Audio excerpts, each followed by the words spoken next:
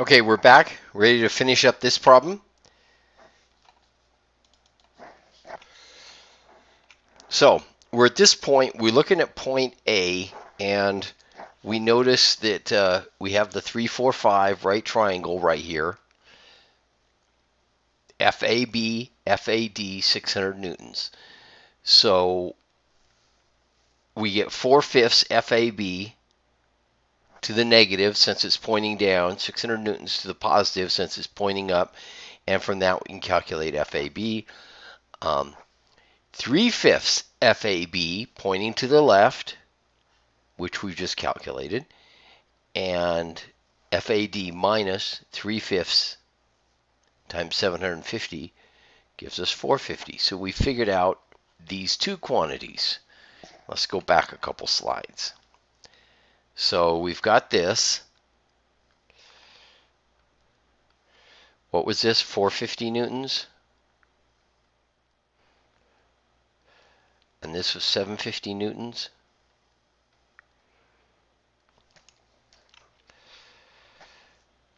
Okay. Okay. Now, do we have anything else to figure out? FBD, FBC. And that's probably, now the book is probably going to go look at point B. And do we need to know anything else? Maybe FDC. Okay.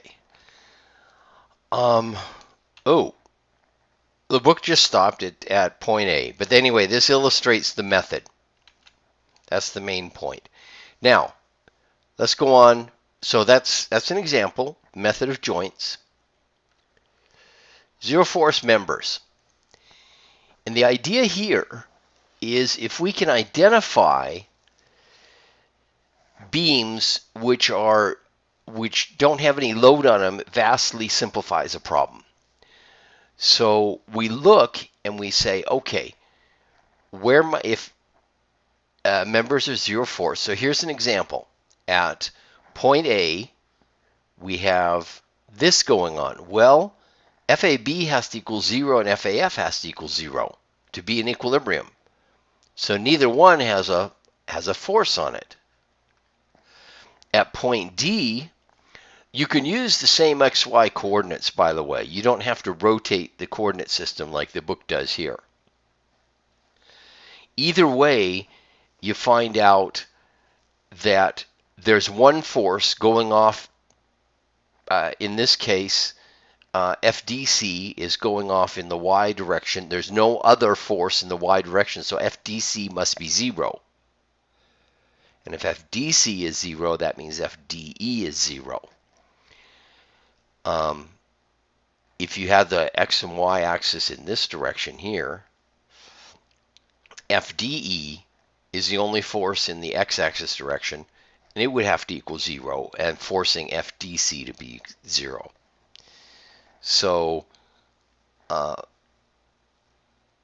FDE, FDC. So if you can identify zero force members, it reduces the problem to this. Simplification. We're always looking for ways to simplify. That's what the assumptions are starting out as. When we started out with trusses, we said, simplifying assumptions. Well, engineers design things to simplify it. Makes it easier to analyze. Now, here's another way you can have a zero force member. Is if you have a joint of 3 things and 2 are collinear, then the third has to be 0. And there's no other load on it. That's another key point. Did I say that earlier?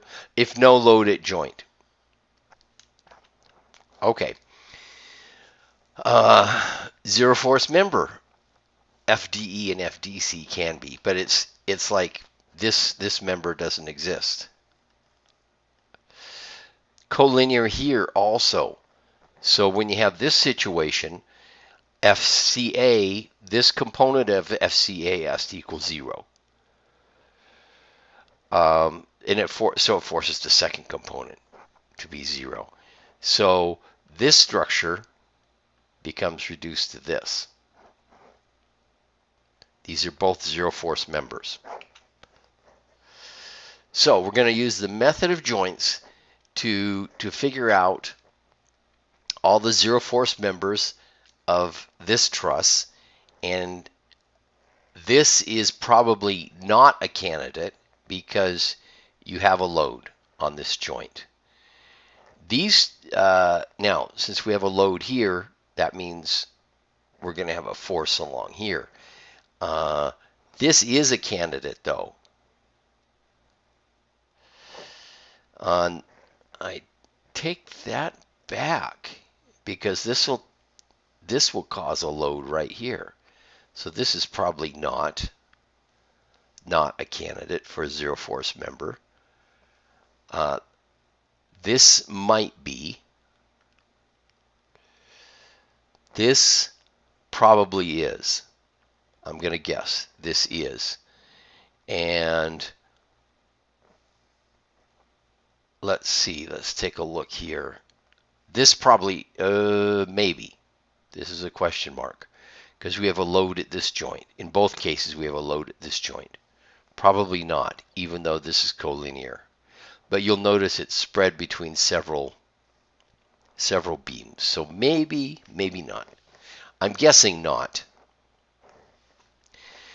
Okay, so we look at D right here. This definitely is.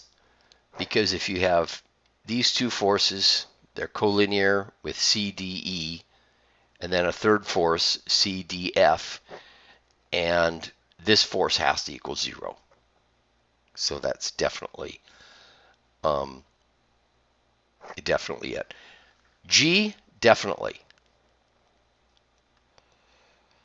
So we can remove the question mark there because these are the three forces at this joint, and this one has to equal 0. So G, definitely. Zero force members. I'm Xing it out to say we can ignore these two forces.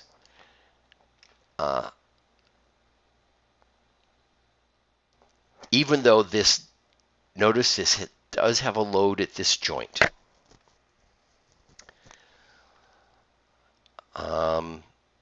Okay.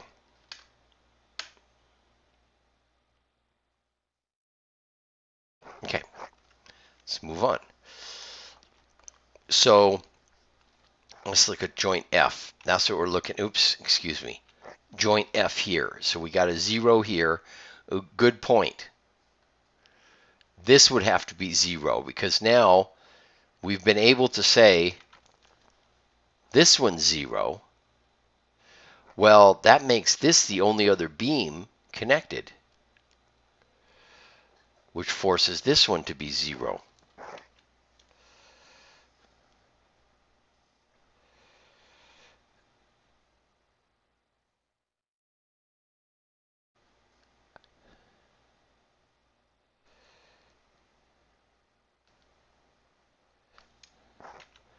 You know what? Yeah.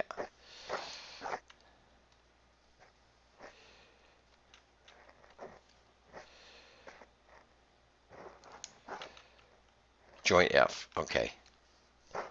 Joint F. Here's the discussion on this slide and the diagram on this slide. So yeah, joint F. FFC is 0. Now you'll notice obviously we can go fast. I don't know why the book slides did it. They put the picture on one page and the results on another. So we got point G. FFC is 0. So yeah, this one's 0 also. So we looked at point B. F. Okay, where's point B?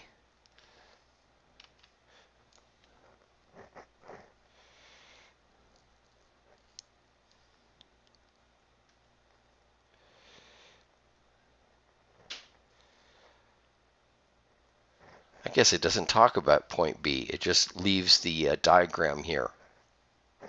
But because of this load, we cannot conclude FBH is 0. We cannot conclude that. Everything else we can conclude is 0.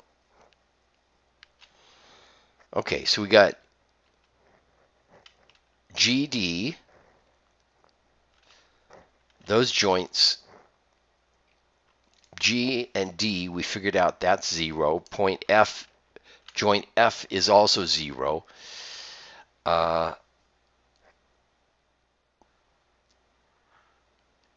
FBH, we cannot. HC is not a zero force member. HB is not a zero force member.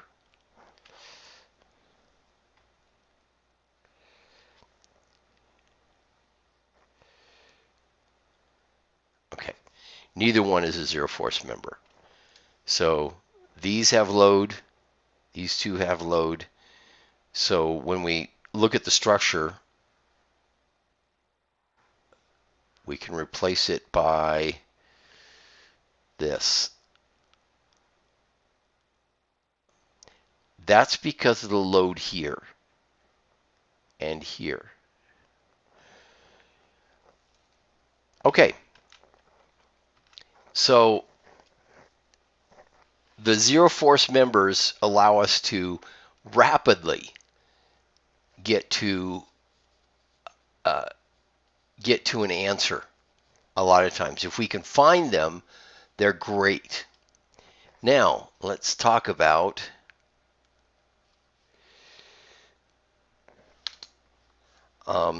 method of sections. Now in this method, if you only want, let's not talk about method of sections yet. Time to stop this video and pick up method of sections in the next video.